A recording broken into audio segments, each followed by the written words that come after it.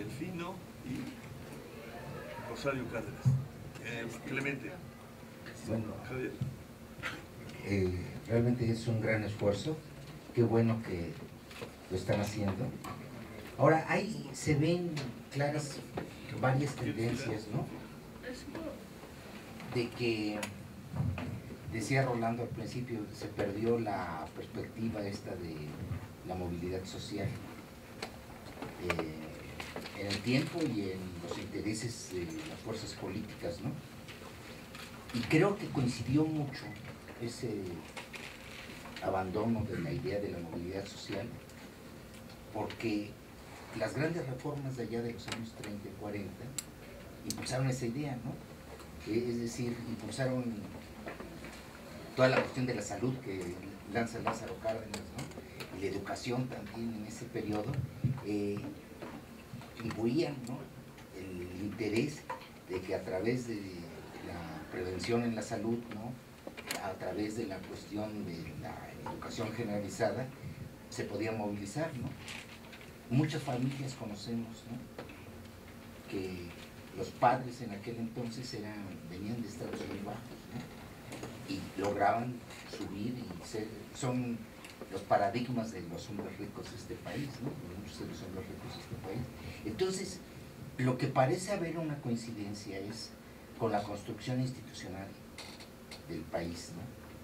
Como que, es decir, esta etapa que están analizando ustedes, dejó de haber construcción institucional, ¿no? Y entonces el efecto de todo este proceso requiere, para que el concepto de movilidad social se vuelva a dar, requiere precisamente de una nueva construcción institucional. Es lo que siento que nos está diciendo, por ejemplo, ¿no?, la cuestión del género, ¿no? El que ahora se esté intentando meter las escuelas de tiempo completo y las guarderías como parte del sistema educativo, son elementos clave para que la mujer se pueda desprender del hogar, ¿no?, en los diferentes grupos, en los diferentes estratos, ¿no?, y entonces pueda acceder, ¿no?, al trabajo y en condiciones de igualdad, ¿no? Entonces, yo lo que creo es que convendría en este sentido enfatizar, ¿no?, esta idea de la construcción institucional del país, ¿no?,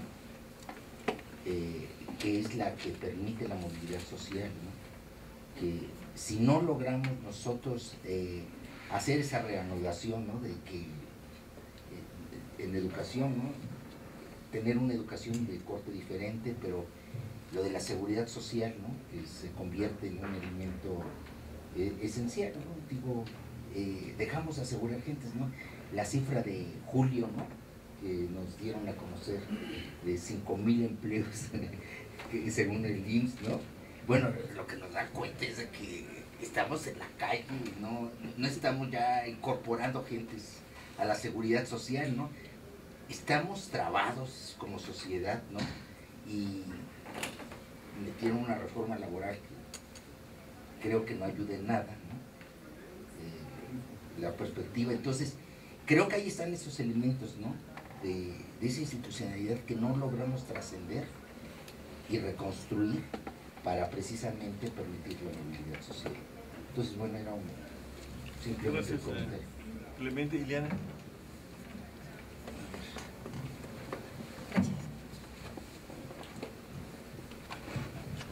Sí, muchas gracias por la presentación. Yo tengo 3 comentarios. El primero de ellos es que sí, quizá en la presentación el énfasis es mucho mayor en la oferta. Yo nada más quería hacer como el comentario en el sentido de que significa como el más importante en el proceso de movilidad, pero en realidad dentro de la teoría de la movilidad, la educación no tiene sentido como motor de movilidad si no hay un contexto del mercado laboral que sea propicio, ¿no? Entonces, me parece que esa parte está un poco ausente, ¿no?, de la explicación que se da, y es un factor que es sustantivo también cuando uno lo considera en términos de las propuestas de política, ¿no? Y hay otro factor que es fundamental, que es cuáles son las relaciones sociales entre los distintos sectores, ¿no?, en términos de la desigualdad, y qué tanto permiten o no la fluidez social, ¿no? Entonces puede haber puestos de trabajo, pero puede haber una estructura muy rígida que, a pesar de los puestos de trabajo y a pesar de las mejoras en educación, no permita con suficiente fluidez la subida y bajada de... Entonces esos factores creo que hay que insistir en ellos. Y eso me lleva al siguiente comentario, que es que finalmente la movilidad social, de lo que habla es de desigualdad, ¿no? Finalmente es una manera de ver la desigualdad, y lo que nos dicen los datos que ustedes nos muestran, y que lo decían los datos de sus resultados de 2006 también, es que México se caracteriza por ser altamente inmóvil en los dos extremos, y vemos ahora con sus datos que es incluso más inmóvil en el quintil superior. No hay una resistencia enorme de la clase alta del país a moverse de ahí, ¿no? O sea, están asentados ahí para quedarse. Y entonces cuando uno piensa en eso y ve las propuestas de política que se están planteando aquí, uno se pregunta, ¿eso es suficiente? ¿No? Porque a mí me da un poco la impresión, y ya lo había en algún momento comentado con Roberto, de que estas propuestas van, o sea, que si son muy relevantes, eso no es cuestionable, pero van sobre todo dirigidas, me parece, a mejorar la situación del sector que está abajo, ¿no? Las políticas de intervención temprana, de expansión de cobertura y calidad educativa, incluso las de protección social universal, ¿no? Van de alguna manera dirigidas a garantizar un piso mínimo de bienestar para todos aquellos que no lo tienen, que es el gran porcentaje de la población en este país.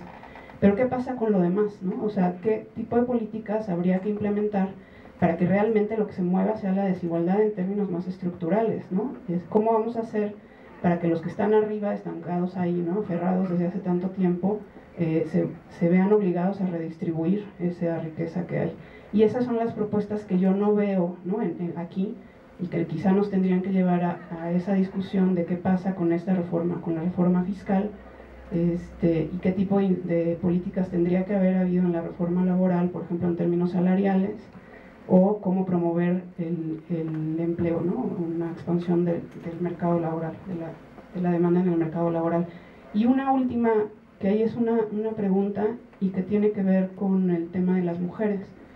Me llamaron la atención los datos, y quería nada más una reflexión en ese sentido, porque ustedes lo que encuentran con base en un análisis de movilidad por ingreso, ¿no?, por índice de estatus socioeconómico, es que las mujeres tienen mayor movilidad, pero sobre todo porque hay una mayor movilidad descendente del quintil superior, ¿no? Es lo que entendí. ¿Cómo se explicaría eso si uno lo contrasta contra los resultados de un análisis de movilidad ocupacional, que lo que generalmente muestra es, por ejemplo, mayor movilidad social por parte de las mujeres, pero en términos ascendentes mayor que los hombres? Parecería contradictorio, ¿no? ¿Con qué muestra? ¿Para qué tipo de mujer? Para los niveles bajos, para los estratos bajos. ¿Pero son jefas o son mujeres en general? Son mujeres en general. ¿Mujeres en general? Sí.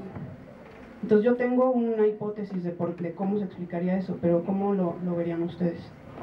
Te la voy a preguntar. Bueno, es que yo lo que yo observé, por lo menos del análisis que yo hice, es que a pesar de la movilidad ascendente en términos ocupacionales, lo que está sucediendo es que las mujeres tienen puestos mejor calificados en general que los hombres, pero con menor retribución. Entonces, a la hora que uno lo mide por ingresos, por este índice que está muy marcado por los ingresos, uno observa algo que no parecería contradictorio, pero que en realidad nos está reflejando la desigualdad de género. Claro. Javier. Bueno, primero una consideración puntual en relación con la curva de rentabilidad, si por llamarle de alguna manera, o de gratificación de los niveles educativos en los que se va ascendiendo en la curva, en donde sí hay una mejora al pasar de secundaria básica a preparatoria, y después el salto se vuelve más grande al pasar preparatoria a profesional o licenciatura. Por otra parte, sabemos que el nivel de deserción en preparatoria es muy elevado, ¿sí? Incluso en las ciudades o regiones en donde más alta es la cobertura de preparatoria, es más alto el índice de deserción. Esto en buena medida tiene que ver con el hecho de que el salto en remuneraciones de secundaria preparatoria no es muy significativo, y por otra parte, desde el punto de vista de estructura de edades, la presión para empezar a obtener ingresos al pasar de las edades de secundaria preparatoria se vuelve más grande, ¿verdad? Y además el mercado de trabajo es mucho más, funciona igual si tienes secundaria que si tienes preparatoria, más o menos igual, ¿no? Todos los incentivos para terminar la preparatoria se ve que no existen o no están funcionando. Tendría que pensarse en un sistema que incentive la terminación de la preparatoria, porque por otra parte se supone que ya estamos embarcados en el esfuerzo de llevar la oferta al 100% lo más rápido que se pueda, ¿no? Y muy probablemente, como eso implica presupuestos y todo eso, construcción, se haga relativamente rápido, ¿no? Como ha sucedido siempre, y entonces vamos a tener los espacios de oferta en preparatoria con un nivel de subempleo de esos espacios bastante elevado, ¿no? Si siguen ocurriendo estos fenómenos, ¿no? Esa es una consideración. Otra consideración es que es necesario darle expresión espacial a esto, ¿no? Para todo este tipo de análisis de desigualdad y todos sus correlatos, necesitamos manejarlo desde la perspectiva espacial. Una buena parte del problema se debe a la explosión demográfica del sur, de la macroregión sur-sureste, que tuvo una enorme explosión demográfica en los últimos 20 a 30 años, y en donde las condiciones de movilidad son muy bajas, porque la estructura económica es muy primaria o de industria muy pequeña y precaria, de servicios también pequeños y precarios, y por consiguiente las condiciones de demanda de trabajo son muy distintas de las otras regiones, ¿no? Y eso nos da lugar a un relativo estancamiento de toda esa porción de la población en el mismo estrato en el que se criaron, ¿no? ¿Por qué? Porque conforme ha pasado el tiempo, ha tendido a reducirse la tasa de migración relativa al volumen de población del lugar de origen, ¿sí? Porque creció mucho más rápido el volumen de la región expulsora que el crecimiento del flujo migratorio. Además, los flujos migratorios han tendido ya a descender, ¿verdad? Y en cambio, los procesos de concentración siguen vigentes. Es decir, una vez que algo que nos dice la geografía económica moderna es que una vez que echaste a andar un proceso de acumulación en el espacio, este se retroalimenta a sí mismo y sigue adelante, ¿no? Por economías externas, economías de aglomeración, etcétera, etcétera. Entonces, si no se crea en la estrategia económica espacial nacional la forma de balancear el juego, todo lo demás que se haga en realidad es irrelevante, ¿no? Porque no hay condiciones de mejora en todas esas porciones del espacio. Gracias, Javier. Delfino.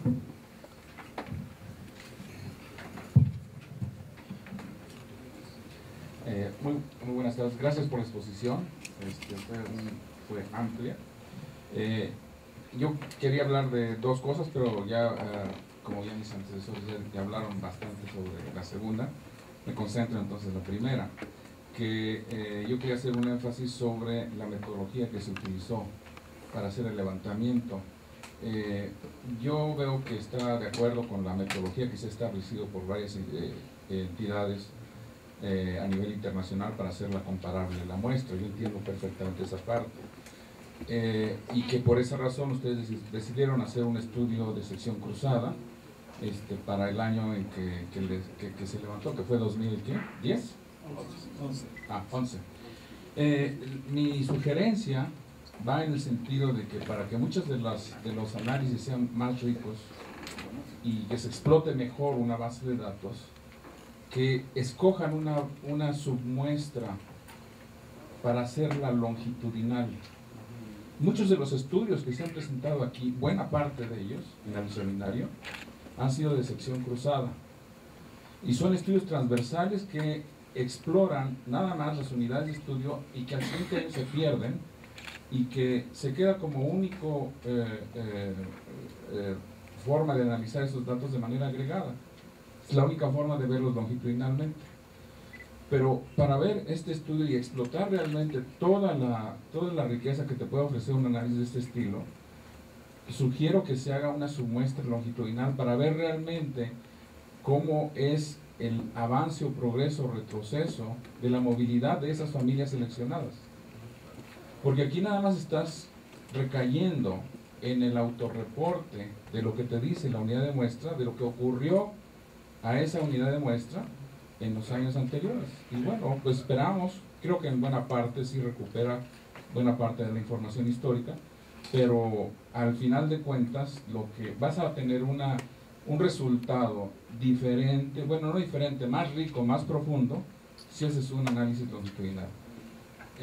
Lamento mucho que en el reporte, ni en las diapositivas haya visto algún modelo. Me gustaría ver un modelo realmente, para empezar a darle un poco más de, pues no de credibilidad, pero sí de rigor, para ver hasta dónde pues que se llegaron con esta información. Pero está bien por lo demás. Y pues por lo demás pues ya atacaron el asunto de que la movilidad pues está bien que le hagan énfasis al aspecto educativo, pero creo que el motor más bien no reside únicamente en el aspecto educativo, sino en la infraestructura donde está el país. Si el país no da oportunidades a los jóvenes para trabajar, pues ¿dónde van a conseguir trabajo y realmente cumplir su objetivo de moverse del lugar donde están? Gracias. Gracias, Delfino. Gracias, Rodolfo. Algunas sugerencias para profundizar en el análisis, por supuesto entendiendo que la base de datos es el límite, pero si entendí, ustedes tienen básicamente una aproximación biográfica, aunque hagan un corte transversal, porque hablaban de 3 generaciones, hablaban de que tenían la información de los abuelos y tenían la de los padres y luego los hijos, entonces tal vez pudieran aproximarse de una manera más profunda a algunos de estos aspectos. Los padres son los entrevistados. Entonces, una para arriba y una para abajo. Sí. De acuerdo, entonces tienen 3 generaciones. Aunque la tercera generación no ha completado todavía su entrenamiento o su ruta de vida. Pero entonces, uno de los elementos que no se ha tocado y que es quizá muy importante es el de expectativas, que también estuvo asociado a movilidad social. Porque en la medida en que hay algún elemento que haga que las personas reconozcan que entrenarse o hacer ciertas cosas va a tener un efecto en sus vidas, entonces tal vez se mantienen en esa trayectoria. Y es un hecho que en estos momentos que tenemos un grupo muy importante de jóvenes que no están en una actividad de las que reconoceríamos como naturales para ellos, es decir, en escuela, si es el caso de su edad, o trabajando, si también están en condiciones de tener la edad apropiada, nos parece que es una situación de ausencia de oportunidades. Pero algunos de ellos realmente no encuentran que